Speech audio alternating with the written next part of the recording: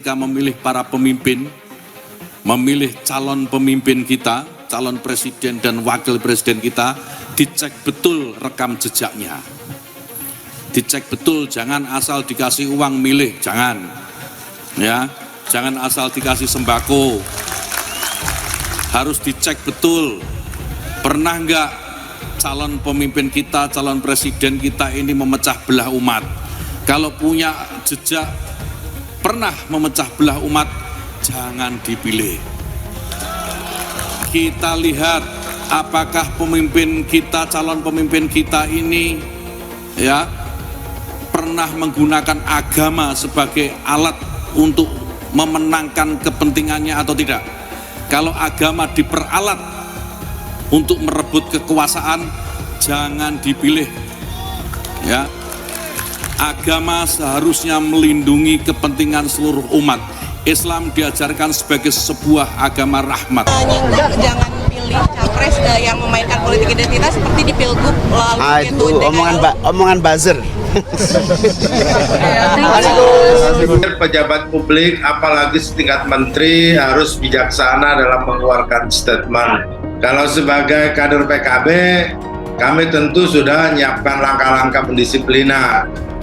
Jadi, dan publik tentu juga akan memberikan penilaian juga. Menurut saya itu yang lebih penting. Jangan membuat publik ini berspekulasi dan bingung dan menggiring opini yang nggak perlu. Saya pikir itu. Apalagi dilakukan oleh seorang pejabat negara dan dia menjadi pembantu presiden. Presiden secara jelas mengatakan bahwa pemilu di 2024 harus betul-betul kondusif, menjaga persatuan, kesatuan. Dan ini tentu ketika pernyataan-pernyataan itu mengarah kepada satu pasangan, yaitu pasangan Mas Anies dan Gus Muhaimin, ini tentu sangat-sangat disayangkan, apalagi posisinya sebagai Menteri Agama. Kita berharap agama menjadi energi untuk transformasi dan perdamaian, bukan menjadi juga alat untuk seolah-olah dia justru mendistrikkan orang lain. Ini yang penting bagi kita. Seharusnya Menteri Agama lebih fokus untuk melakukan upaya pemberdayaan. Pertama, perbaikan institusi Kementerian Agama sendiri. Jangan sampai Kementerian Agama dipakai alat untuk hanya mengkritisi Pilpres. Yang tadi itu misalnya akan melakukan semacam pendisiplinan, saya kira itu juga langkah yang tidak berlebihan. Memang begitulah organisasi harus digerakkan. Kalau sudah keputusan bulat dilaksanakan, tapi ada 1-2 orang yang justru ingin mendelegitimasi kesepakatan itu, ya memang harus ditegakkan hukum disiplin kepada mereka. Dalam hal ini katakanlah misalnya kalau pernyataan-pernyataan Gus Yakut itu dianggap sudah mulai menyerang keputusan DPP PKB terkait dengan pencapresan Caimin, ya tentu saja PKB saya kira ya punya hak dan kewenangan untuk melakukan pendisiplinan itu. Dianggap lebih condong dukung Erick Thohir, Menak Yakut disebut bakal jadi benalu kalau tidak ditertibkan PKB. Dikutip dari suara.com, hubungan Menteri Agama Menak Yakut Khalil Qaumas dan Ketua Umum PKB Muhaimin Iskandar atau Caimin tengah memanas menjelang Pilpres 2024. Keretakan hubungan sesama PKB itu disebut bukan lagi jadi rahasia umum. Hal ini disampaikan oleh peneliti Indonesia Political Opinion (IPO) Deddy Kurniasyah. Perpecahan itu hanya terjadi pada Yakut dan Muhaimin, dan ini sudah cukup lama mengemuka, kata Deddy kepada suara.com Selasa 3 Oktober 2023. Deddy menilai panasnya hubungan Yakut dan Caimin semakin tegang pasca Yahya Khalil Qaumas menjadi Ketua Umum PBNU. Menurutnya ada kecemburuan di internal PKB setelah masa-masa itu, utamanya pasca pemilihan Ketua Umum PBNU. Jadi ini murni kecemburuan politik personal, papar Deddy. Deddy mengatakan sudah selayaknya PKB mengambil langkah mendisiplinkan Yakut. Lebih lanjut, Deddy berpandangan Yakut memang memiliki pilihan politik yang berbeda dalam Pilpres 2024.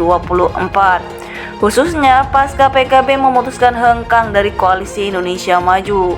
Maka sudah benar jika PKB perlu menertibkan Yakut, karena pembicaraan akan membuat Yakut menjadi benalu. Tentu itu merusak dari dalam, jelas Deddy. Menak cukup tegas sejak awal mendukung Erick Thohir dan hengkangnya PKB dari koalisi Gerindra awal permusuhan ini imbuhnya. Sebelumnya Yakut mengaku tak masalah jika PKB akan mendisiplinkan dirinya akibat ucapan soal calon pemimpin. Akan tetapi Yakut menegaskan tak bakal mencabut omongannya tersebut. Rencana pendisiplinan itu mulanya dilontarkan oleh Wakil Ketua Umum PKB Jazilul Fawaid yang menilai ucapan Yakut tidak pantas. Adapun Yakut sempat berpesan kepada masyarakat untuk tidak terkecoh dengan calon pemimpin bermulut manis, apalagi hanya mengandalkan ketampanan. Yakut mengaku begitu menghormati sosok Jazilul, akan tetapi kalau misalkan Jazilul sampai memintanya untuk menarik ucapannya, Yakut dengan tegas menolak. Saya sangat hormat sama beliau, tapi untuk satu hal itu, ya untuk mencabut omongan saya yang menyarankan kepada publik agar melihat track record calon pemimpin, agar jangan hanya terpesona dengan janji-janji dengan mulut manis. Mencabut ucapan itu saya nggak mau, kata Yakut di Kompleks Parlemen Senayan, Jakarta, Senin 2 Oktober 2023. Mantan anggota DPR RI tersebut lantas kembali menjelaskan maksud dari ucapannya. Ia berpesan kepada masyarakat untuk teliti dalam melihat jejak rekam calon pemimpin menjelang pemilu 2024. Hubungan Menteri Agama Menak Yakut Khalil Qaumas dan Ketua Umum PKB Muhaimin Iskandar atau Caimin tengah memanas menjelang Pilpres 2024. Keretakan hubungan sesama PKB itu disebut bukan lagi jadi rahasia umum. Hal ini disampaikan oleh peneliti Indonesia Political Opinion (IPO) Deddy Kurniasyah. Perpecahan itu hanya terjadi pada Yakut dan Muhaimin, dan ini sudah cukup lama mengemuka, kata Deddy kepada Suara.com Selasa 3 Oktober 2023. Deddy menilai panasnya hubungan Yakut dan Caimin semakin tegang pasca Yahya Khalil Qaumas menjadi Ketua Umum PBNU. Menurutnya ada kecemburuan di internal PKB setelah masa-masa itu, utamanya pasca pemilihan Ketua Umum PBNU. Jadi ini murni kecemburuan politik personal, papar Deddy. Deddy mengatakan sudah selayaknya PKB mengambil langkah mendisiplinkan Yakut.